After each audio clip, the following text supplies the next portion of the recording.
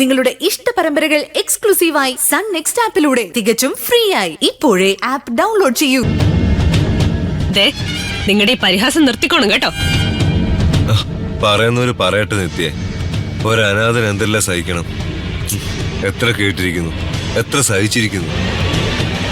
അങ്ങനെ ശരത്തുമോന്റെ മനസ്സിൽ കുത്തി ആരും അങ്ങനെ ഞെളിയണ്ട. ആത്മാവിന് സദ്യ, പിന്നെ ആത്മാവ് സദ്യ ഉണ്ണാ വരുമല്ലേ. അതൊക്കെ ഓരോ വിശ്വാസങ്ങള്. നീ വിശ്വസിക്കണ്ട. നിന്നെ ആരെങ്കിലും നിർബന്ധിച്ചോ? ആത്മാവ് വരും, അത് സത്യം നിത്യേ. എന്റെ ഒരു കൂട്ടുകാരന്റെ വീട്ടില് എല്ലാ കർക്കിടകത്തിലും ഇത്തരം ചടങ്ങുണ്ട്. വെള്ളം കൂടി വെക്കുന്നതിന് പറയുന്നത്.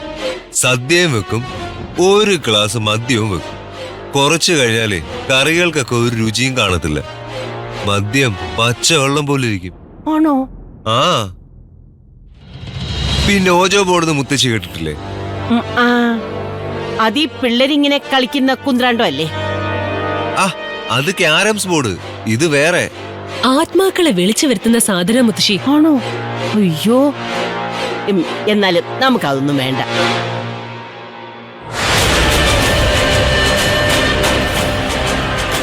ശരത് മോനെ, ആ ഓജോ ബോർഡ് എടുത്ത് അച്ഛനെ അമ്മയൊന്ന് സ്മരിച്ചു നോക്ക്. വന്നു അടുത്തത്. എവിടാ, ഏതാ, എങ്ങനെയാന്നൊക്കെ അറിയാമല്ലോ. പിന്നെ സുധി കള്ളു കുടിക്കാത്തോണ്ട് ഇവിടെ അത് വേണ്ട.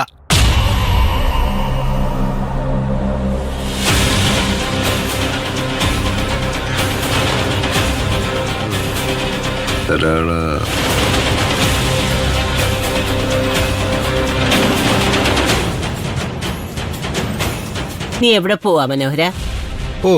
ഞാൻ ലോകബാങ്ക് വരെ ഒന്ന് പോവാമ്മേ. കുറച്ച് ലോൺ കിട്ടുമോന്നറിയണം. മറ്റുള്ളവർ വരുത്തി വെച്ച കടമൊക്കെ ഒന്ന് വീട്ടുണ്ടേ. മോള് വരുന്നില്ലേ അമ്പലത്തിലേക്ക്? എനിക്ക് ചെറിയൊരു കോൾഡ്. അമ്മയ്ക്ക് പിന്നെ മുട്ടുവേദന ആയിരിക്കും അല്ലേ? ആർത്രൈറ്റിസ്. ഞാൻ എന്റെ സുധി സാറിന് വേണ്ടി മനസ്സുകൊണ്ട് പ്രാർത്ഥിക്കും. അമ്പലത്തിലൊന്നും എനിക്ക് വിശ്വാസമില്ല. ഒരു ദേവാലയം പൊളിച്ച അത്ര അന്ധവിശ്വാസം കുറഞ്ഞിരിക്കുമെന്ന മഹാന്മാര് പറഞ്ഞിട്ടുള്ളത്. പാപി ചെല്ലുന്നിടം പാതാളമെന്ന് മഹാന്മാർ പറഞ്ഞിട്ടുണ്ട്. വാ, നമുക്ക് ഇറങ്ങാം മോളെ.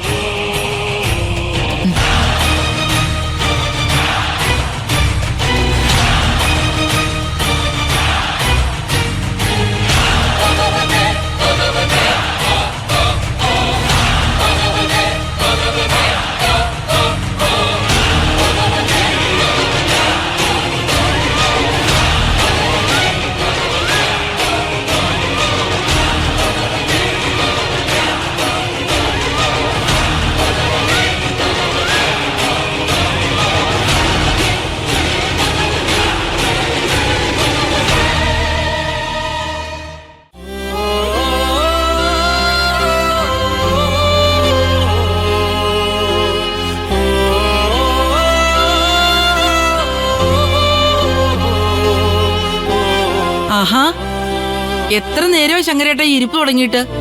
കഞ്ഞിയും വെള്ളമൊന്നും വേണ്ടേ? ഞാൻ ഓർക്കായിരുന്നു പെങ്ങളെ, നമ്മുടെ നിരഞ്ജന്റെയും പൊന്നുമണിയുടെയും കുട്ടിക്കാലം. പട്ടിണിയും പരിവട്ടവും ഒക്കെ ആയിരുന്നെങ്കിലും മനസ്സമാധാനം ഉണ്ടായിരുന്നു. അതൊക്കെ ഒരു കാലം. പിള്ളേരുടെ കളിയും ചിരിയും ബഹളവും. ആ കാലമൊക്കെ ഇനി തിരിച്ചു കിട്ടുമോ പെങ്ങളെ? കഴിഞ്ഞു പോയതൊന്നും തിരിച്ചു വരില്ല ശങ്കരേട്ട. വെറുതെ ആലോചിച്ചു കൂട്ടി സങ്കടപ്പെടുന്നത് എന്തിനാ? കഷ്ടപ്പാടും ദുരിതമൊക്കെ അനുഭവിച്ചപ്പം പിള്ളേർക്കെങ്കിലും നല്ലൊരു ജീവിതം ഉണ്ടാകുമെന്ന് കരുതി. എന്നിട്ടിപ്പോ ഒരുത്തി കാണാമറിയത്ത് മരുമകനാണെങ്കിൽ കടപ്പാടിന്റെ പേരിൽ സ്വന്തം ജീവിതം അടിയറ വെച്ചു. അതൊക്കെ ഓരോരുത്തരുടെ വിധിയല്ലേ ശങ്കരേട്ട? എന്നാൽ ഈ വിധി കുറെ കടുത്തുപോയി. 2 വയസ്സിൽ മുഖത്തോട് മുഖം നോക്കി കരഞ്ഞും സങ്കടപ്പെട്ടു. ഇനി എത്ര നാൾ? മരുമൻ വിളിച്ചോ പെങ്ങളെ? അവൻ അടുത്തെങ്ങാനും ഇങ്ങോട്ട് വരുവോ? രാവിലെ വിളിച്ചിരുന്നു.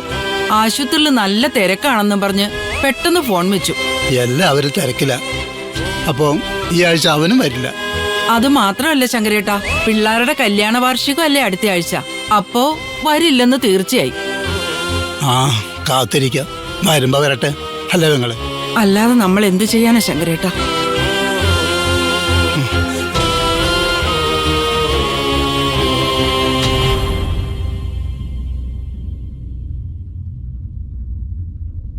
അയ്യോ അമ്മേ, ആ അയ്യോ ഓടി വരണേ, അയ്യോ ആ എന്റെ കാലേ, അയ്യോ അയ്യോ അയ്യോ അമ്മ, എന്തു പറ്റി അമ്മ?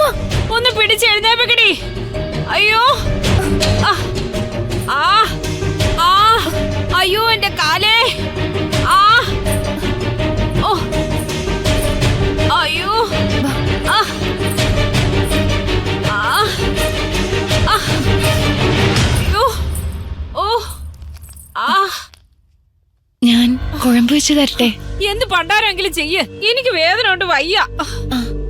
അയ്യോ അമ്മ, ഓ ആ ഓ അമ്മ, ആ അയ്യോ ആ ആ പതുക്കെ പതുക്കെ, ആ അയ്യോ ആ അയ്യോ പതുക്കെ, ആ അയ്യോ പതുക്കെ, ഓ ആ ഓ ഓ ഓ അയ്യോ പതുക്കെ, ഓ ഓ ഓ. നിനക്കിതൊക്കെ അറിയോ? പണ്ട് എന്റെ അച്ഛൻ ഇതുപോലൊന്ന് വീണു. അന്ന് അച്ഛനെ നോക്കിയത് ഞാനായിരുന്നു. നിന്റെ അമ്മയോ? അമ്മ ഞാൻ കുഞ്ഞായിരുന്നപ്പോഴേ മരിച്ചു. എന്നിട്ടാണോ ആ അച്ഛനെയും ചതിച്ചിട്ട് കണ്ടോണ്ടോടെ ഇറങ്ങി പോന്നത്? ഓ, ഇനിയിപ്പം കൊച്ചിനെ എടുത്തോണ്ട് നിനക്ക് വേണമെങ്കിൽ രക്ഷപ്പെടാം. പഴയതുപോലെ പുറകിലോടാനൊന്നും എനിക്ക് വയ്യല്ലോ. ഇല്ലമ്മ, അമ്മാവെ ഈ അവസ്ഥയെ വിട്ടിട്ട് ഞാൻ പോവില്ല. അമ്മ അവിടെ കാല് സുഖപ്പെട്ട് കഴിയുമ്പോ മനസ്സ് തോന്നി എന്നെയും കുഞ്ഞിനെ ഇവിടുന്ന് രക്ഷപ്പെടാൻ അനുവദിച്ചാ മതി. ഞാൻ ഇവിടുന്ന് പറഞ്ഞു കേട്ടാ നീ നിന്റെ വീട്ടിലേക്ക് പോവോ? ഇല്ലമ്മ, എന്റെ അച്ഛന്റെ മുമ്പിൽ ചെല്ലാൻ എനിക്ക് ധൈര്യമില്ല. ഞാൻ വേറെ എങ്ങോട്ടെങ്കിലും പോയിക്കോളാം. എന്തെങ്കിലും ജോലി ചെയ്ത് എന്റെ കുഞ്ഞിനെ ഞാൻ വളർത്തിക്കോളാം. ഈ നരുന്ത് കൊച്ചുവരെ നീ എന്ത് ജോലി ചെയ്യാനടി പെണ്ണെ? നിനക്ക് ആര് ജോലി തരും?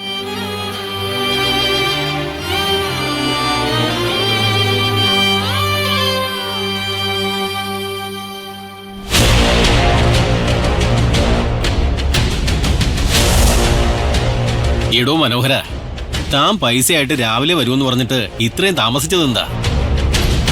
കുറച്ചുകൂടെ കഴിഞ്ഞാൽ മുതലാളിയുടെ സ്വഭാവം അറിയണേ. എന്റെ ശശാങ്ക, ഞാൻ എത്തിയില്ലേ? മഴയല്ലായിരുന്നു, പിന്നെ ഒടുക്കത്തെ ബ്ലോക്കായിരുന്നു. വിളിച്ചിട്ടാണെങ്കിൽ ഒറ്റ ഓട്ടോ കിട്ടുന്നില്ല. ശരി, താനിവിടെ നിൽക്കേ, ഞാനിപ്പോ വരാം. ഇവന്റെ 75,000 ഒന്ന് കിട്ടിയിരിക്കണം. മനോഹരൻ എത്തി. കാശുമായിട്ടായിരിക്കും അല്ലയോ? അല്ലാതെ മുതലാളിയുടെ മുൻപിൽ വരാൻ ധൈര്യപ്പെടുവോ? ആ വിളിക്കേ. ഈ ഇടപാട് കഴിഞ്ഞിട്ട് വേണം നമുക്ക് ആ ബാവുട്ടിയുടെ വീട് വരെ പോവാൻ. ശരി മുതലാളി.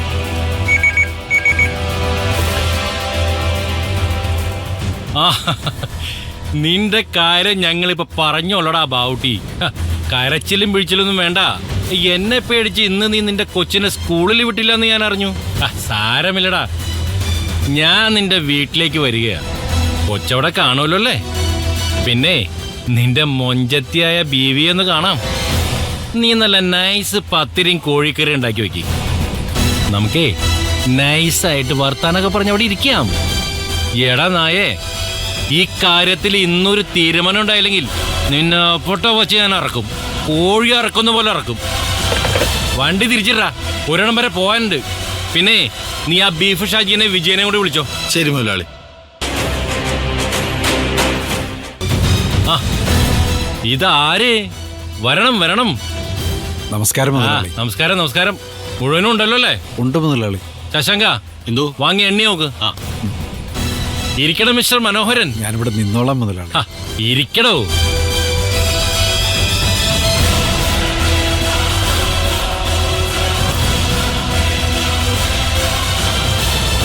ആ എല്ലാം ഉണ്ട് മുതലാളി. ആ അവസാനം മനോഹരന് ബുദ്ധി ഉദിച്ചല്ലേ? പലിശയും ചേർത്ത് 11 ലക്ഷം.